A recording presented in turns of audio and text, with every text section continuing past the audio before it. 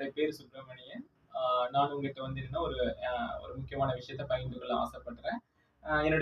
நான் வந்து இதே மாரி கிளினிக்கல் ரிசர்ச் கோஆர்டினேட்டரா நான் வந்து இது மாரி வொர்க் பண்ணிட்டு இருக்கேன். இங்க திருநெல்வேலில பெரிய ஹாஸ்பிட்டல்ல நான் வொர்க் பண்ணிட்டு இருக்கேன்.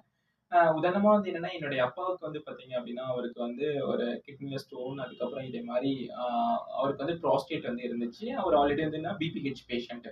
அதனால வந்து என்னன்னா, டாக்டர் கிட்ட நாங்க டிஸ்கஸ் பண்ணனோம். அத டயக்னோஸ் பண்ணதே வந்துன்னா 2 இயர்ஸ் பேக் வந்து நாங்க டயக்னோஸ் பண்ணியிருக்கோம். அப்ப டாக்டர் வந்து என்ன சொன்னாங்கன்னா, இவருடைய ஏஜ் கண்டிஷன்னால அபோவ் 85 இயர்ஸ்னால நம்மளால வந்து சர்ஜரி பண்ண முடியாது. அதனால வந்துன்னா, நம்ம ஒண்ணு டேப்லெட் இல்லன்னா ஃபுட் மூலியமா நம்ம வந்து இத வந்து நம்ம ரெடியூஸ் பண்ணிக்கலாம் அப்டின்னு சொல்லியிருந்தாங்க. இன்னொன்னு டேப்லெட் எடுத்தாலுமே வந்து என்னன்னா, அந்த புரோஸ்டேட் வந்து அது வந்து குறையவே குறையாது. இன்கேஸ் வந்து என்னன்னா, நம்ம அத வந்து கத்தீட்டர் போடணும் அப்படிங்கிறது ஒரு கண்டிஷன் ஆயிடுச்சு.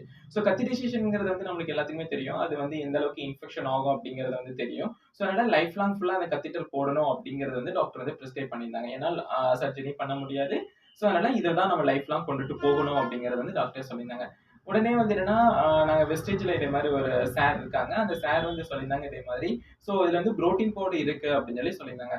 அப்ப அவங்க சொன்ன உடனே வந்து என்னன்னா, நாங்க அந்த புரோட்டீன் பவுடர் வந்து அப்பாவுக்கு வந்து நைட் தூங்க முன்னக்கூட்டி வந்து என்னன்னா, அந்த ஒரு ஒரு டம்ளர் மில்க்ல வந்து நாங்க அந்த புரோட்டீன் பவுடர் வந்து குடுக்குறோம். இந்த புரோட்டீன் பவுடர் குடுக்கறதால வந்து என்னன்னா, அவருக்கு வந்து அந்த கத்தீட்டர் போடுற இடம் எந்த விதமான ஒரு இன்ஃபெக்ஷன், ஒரு ஒரு பஸ்ஸல்ஸ் இந்த மாரி எந்த விதமான ஒரு இதுவுமே அவருக்கு வந்து அந்த இதுல உருவாகல அப்படிங்கிறத வந்து எங்களால நல்ல ஒரு பார்க்க முடிஞ்சது. அதே மாரி அவருக்கு வந்து என்னன்னா, உதாரணமா சம்டைம் வந்து என்னன்னா, அவர் ஏஜ் ஃபேக்டர்ஸ்னால சம்டைம் வந்து அவருக்கு வந்து கிரீடியன்ஸ் இருக்கும். அப்பம்போது என்ன 2, 3 தடவ விழுந்துட்டாரு. ஆனா விழுந்த உடனே பார்த்தீங்கன்னா, பிளட் வந்து என்னன்னா, அவருக்கு நெறைய கீழ வந்து லாஸ் ஆயிருச்சு. பிளட் கிளாட் ஆகி கூட இது மாரி இருந்துச்சு.